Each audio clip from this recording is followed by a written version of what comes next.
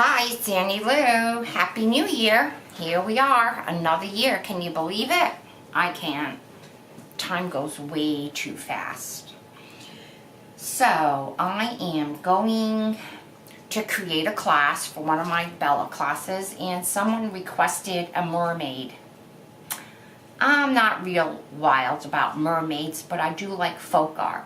So what I did is I went on Pinterest and I got some inspiration.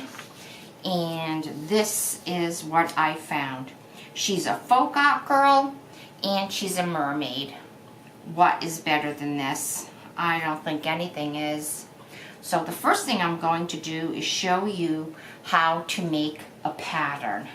So if you go to Pinterest and put in folk art mermaid, I think you'd be able to find this lady. She is really cute.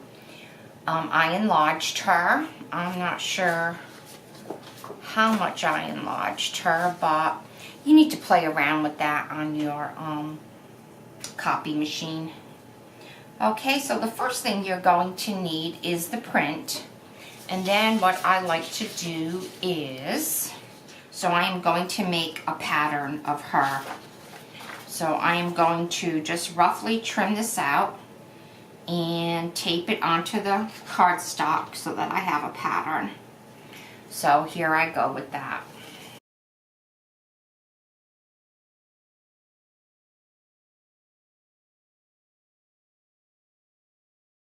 Now the Pinterest image is my inspiration, but I know it is not going to really end up looking like the original picture on Pinterest. Let me see if I have it. So here is the original picture, and she is quite cute. I think the hardest thing my students can do is sketch out something. I think I've spoiled them by making a pattern. So here I go, spoiling them by making a pattern. I always have a bucket on the left and on the right, so I have my trash can right at hand. And I do like to recycle my scraps. So I'm going to put that on there, and then I'm going to get some tape. I should be writing down my steps. What did I do with my pattern? You know, really? Here she is. Alright, so you're going to tape her down. I am looking into a new system so that I don't have to turn this, so it's upside down for me and right side up for you. I have been on YouTube diligently trying to find something, and it's like going to the doctor. One person recommends that, the other person recommends that, and says that's not really as good as this. It's really hard.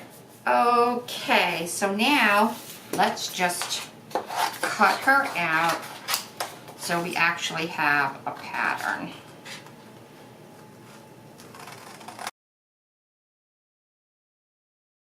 Some people like to use little scissors. I don't. It's probably because when I first learned how to cut, the only thing that was available were big scissors.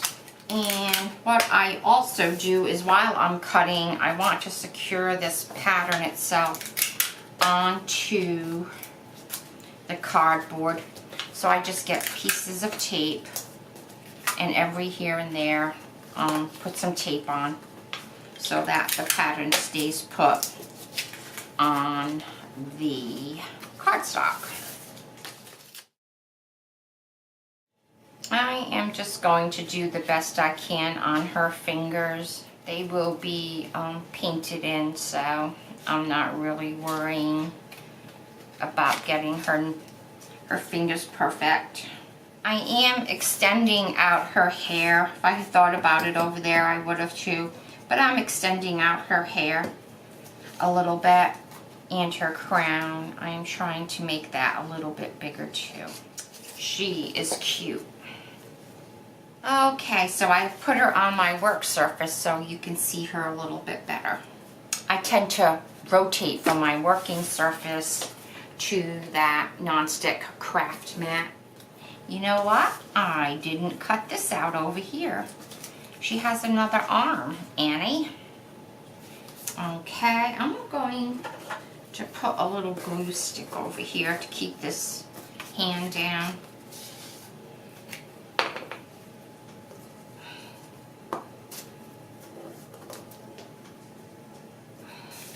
I always like to have a glue surface, as I call it, just a scrap of paper underneath. There I go. It's so dark over here, I didn't notice that. I failed to cut some stuff out. So over here we have her hand. I'm just going to go around up her arm and down her side. There we go. Alright. Now she is complete.